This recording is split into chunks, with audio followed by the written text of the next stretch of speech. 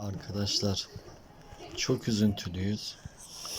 Ne yaptık? Zaten sabah Tarçın gayet iyiydi. Birden kötüleşti. Ne olduğunu anlayamadık.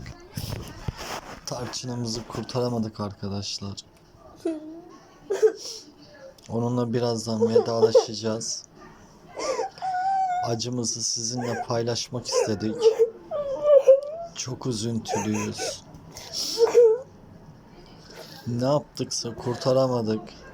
Elimizden geleni yaptık. Sabah gayet iyiydi. Birden kötüleşti arkadaşlar.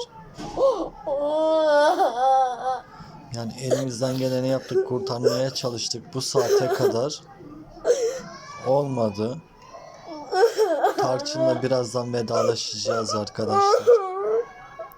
Acımızı sizinle paylaşmak istedik. Küçük dostumuzu kurtaramadık arkadaşlar.